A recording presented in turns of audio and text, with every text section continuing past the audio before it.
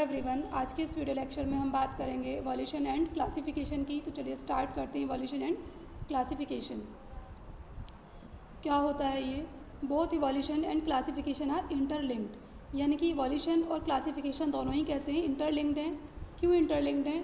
क्योंकि पहले क्या होता है, किसी भी स्पीसीज़ में इवोल्यूशन होता है, मिलियंस ऑफ ईयर का टाइम लगेगा, उसमें धीरे धीरे इवोल्यूशन होगा। और जब इवोल्यूशन हो जाएगा तो काफ़ी सारी स्पीसीज़ हमें कुछ हमारे एनवायरनमेंट में काफ़ी नई स्पीसीज़ ईजाद हो जाएंगी। और जब वो स्पीसीज़ ईजाद हो जाएंगी तो हम क्यूरियस होंगे उनको जानने के लिए कि पहले ये स्पीसीज़ ऐसी थी, आज ये स्पीसीज़ ऐसी है, तो उसके बेस पर हम उसको क्लासीफाई करेंगे। तो इसीलिए यहाँ कहा जा रहा है कि जो इवोल्यूशन है और क्लासिफिकेशन है वो कैसे हैं? इंटरलिंक्ड हैं। ठीक है। नेक्स्ट है इसमें classification of species is reflection of their evolutionary relationship, यानी कि जो स्पीसीज़ का जो क्लासिफिकेशन है वो क्या है? रिफ्लेक्शन है। किसका रिफ्लेक्शन है? इवोल्यूशनरी रिलेशनशिप का।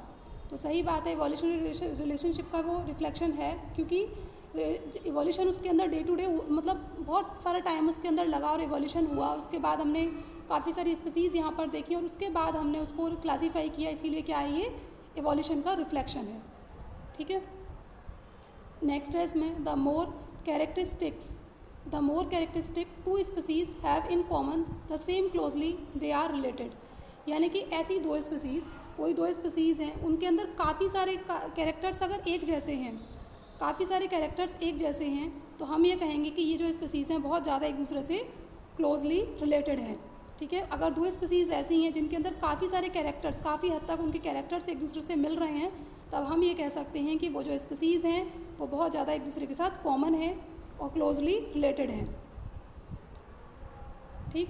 नेक्स्ट है इसमें the more closely they are related the more recent they have a common ancestor. अगर ऐसी स्पीसीज़ जिनके अंदर काफ़ी सारे कैरेक्टर्स एक जैसे, यानी कि वो बहुत ज़्यादा क्लोजली रिलेटेड हैं, क्लोजली रिलेटेड कब होंगी? जब उनके कैरेक्टर्स सेम होंगे। तो वो जब क्लोजली रिलेटेड हैं तब हम कहेंगे कि उनके जो एंसेस्टर हैं वो रिसेंटली कैसे रहे होंगे? कॉमन रहे होंगे। तो उनके जो मतलब जो उनके एंसेस्टर हैं, यानी कि जो पूर्वज हैं, वो काफ़ी टाइम मतलब ऐसा रहा होगा कि वो एक दूसरे के साथ रिसेंटली कॉमन रहे होंगे। ठीक है। नेक्स्ट है similarities among organisms allow us to group them together and to study their characteristic. तो जो सिमिलैरिटीज़ होती हैं ऑर्गेनिजम्स के अंदर, वो हमें ये अलाउ करते हैं कि हम उनको एक ग्रुप के अंदर रखें और फिर उनकी हम क्या करें? स्टडी करें, उनके कैरेक्टरिस्टिक की स्टडी करें। ठीक है। काफ़ी सारे ऑर्गेनिजम्स ऐसे हैं जिनके अंदर कैरेक्टर्स एक जैसे हैं, तो उनको हमने उस कैरेक्टर्स को उठा के, मतलब एक जैसे कैरेक्टर थे तो उन पर्टिकुलर स्पीसीज़ को एक ग्रुप में रख दिया, फिर हमने उनकी स्टडी की। ठीक है। ये यहाँ पर ये बताना चाह रहे हैं, जैसे कि यहाँ पर फ्रॉग है, लिजर्ड है, इनको यहाँ पर कंपेयर करके दिखाया जा रहा है। ऐसे ही ये जो है बर्ड है और ह्यूमन बीइंग है, इनकी आर्म को कंपेयर करके दिखाया जा रहा है। ठीक है। अब इसमें हम बात करेंगे नेक्स्ट एविडेंस ऑफ इवोल्यूशन।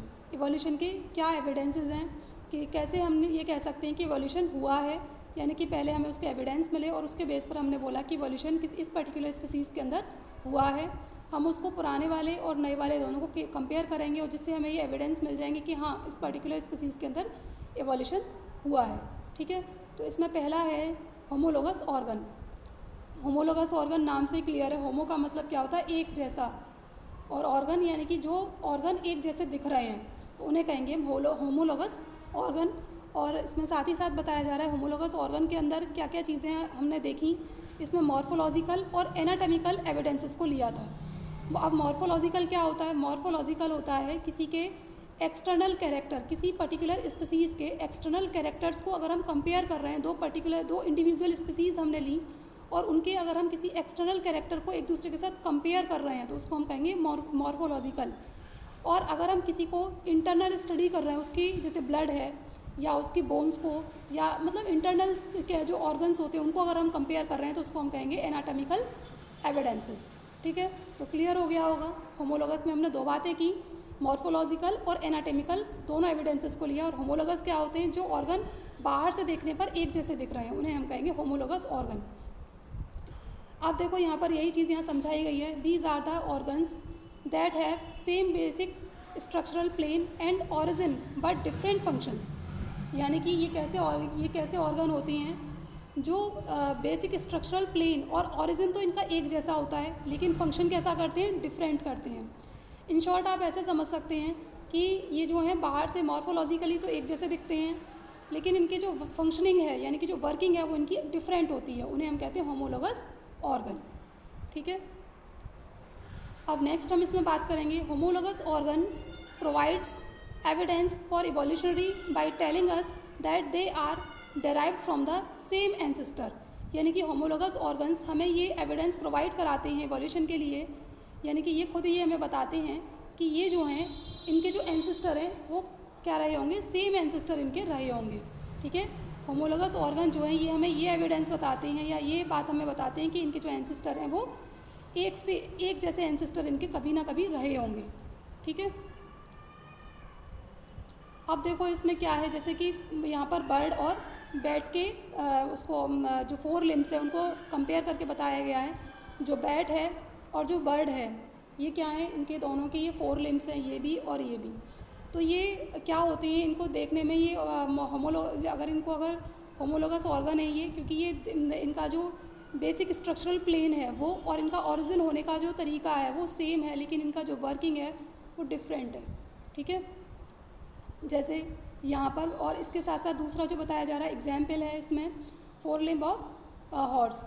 तो जो हॉर्स के 4 लिम्ब होते हैं, ऐसी इसके साथ साथ जो विंग्स ऑफ बैट यानी कि जो यानी कि वो जो है चिमगादड़, उसके जो विंग्स होते हैं यानी कि पंख जो होते हैं उनको यहाँ पर बताया गया है। दोनों का जो इजाद जो हो रहे हैं वो 4 लिम्ब है, इसका भी ये 4 लिम्ब है, ये भी इसका 4 लिम्ब है, लेकिन ये इसको रनिंग में यूज़ कर रहा है और ये इसको फ्लाइंग में यूज़ कर रही है।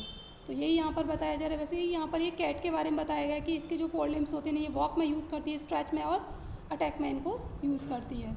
तो इन शॉर्ट आप होमोलोगस ऑर्गन में ये समझिए कि इनका जो ऑरिजिन है वो सेम हो रहा है, बाहर से मॉर्फोलॉजिकली सेम दिख रहे हैं, लेकिन फंक्शन कैसा कर रहे हैं, डिफरेंट फंक्शन अगर ये कर रहे हैं तो वो होमोलोगस ऑर्गन है। ठीक है, अब नेक्स्ट है यहाँ पर एनालोगस ऑर्गन्स। एनालोगस ऑर्गन में क्या आते हैं, these are the organs that have different origin and structural plan but same function. यानी कि ये कैसे होते हैं, ये ऐसे होते हैं कि इनका जो ऑरिजिन है और जो स्ट्रक्चरल प्लेन है वो तो कैसा है, डिफरेंट है, लेकिन फंक्शन कैसा कर रहे हैं, सेम कर रहे हैं, एक जैसा फंक्शन कर रहे हैं। यानी कि ऑरिजिन होने का तरीका और जो इनका स्ट्रक्चरल प्लेन है वो तो डिफरेंट है, लेकिन फंक्शनिंग इनकी सेम है, तो उसे हम कहेंगे analogous organ. Analogous organ provide mechanism for evolution. तो ये भी हमें इवोल्यूशन के बारे में बताते हैं analogous organ.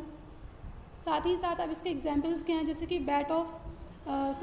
Wings of bat, यानी कि जो चिमगादड़ के जो पंख होते हैं वो, और साथ ही साथ यहाँ पर दूसरा कंपैरिजन किसके साथ किया जा रहा है, विंग्स ऑफ बर्ड, उनका कंपैरिजन करके दिखाया जा रहा है कि इसकी जो elongated fingers with skin folds, यानी कि यहाँ पर इसकी जो आपने देखा है कि ये ऐसे आर्म है और उसके बाद यहाँ पर ऐसे विंग्स, ये ऐसे फिंगर्स निकली होती हैं किसमें, बैट में, और उनके बीच में क्या होती हैं, फोल्डिंग्स होती हैं, और ये इनको क्या करती है, इसको यानी कि इस वाले एरिया को ये अपने फ्लाइंग में यूज़ करती है, विंग्स इसको मतलब एज मतलब फ़्लाइट में यूज़ करती है। वैसे ही यहाँ पर इसकी बात हो रही है किसकी, विंग्स ऑफ बर्ड, कि ये जो बर्ड के विंग्स होते हैं उनमें क्या होती है, उसकी 4 आर्म के ऊपर क्या आ जाते हैं, जो फीदर्स हैं वो आ जाते हैं, वो उसको कवर अप कर लेते हैं और इस तरीके से वो उड़ने में उनका यूज़ करते हैं। यानी कि दोनों ही यहाँ पर जो यूज़ हो रहा है, यहाँ पर फिंगर के ऊपर फोल्डिंग्स आ रही हैं तब वो उड़ पा रही हैं, लेकिन यहाँ पर क्या हो रहा है, आर्म्स के ऊपर इसकी जो 4 लिम्ब हैं उनके ऊपर क्या आ रहे हैं, फीदर्स आ रहे हैं, और तब वो इस तरीके से उड़ पा रही हैं।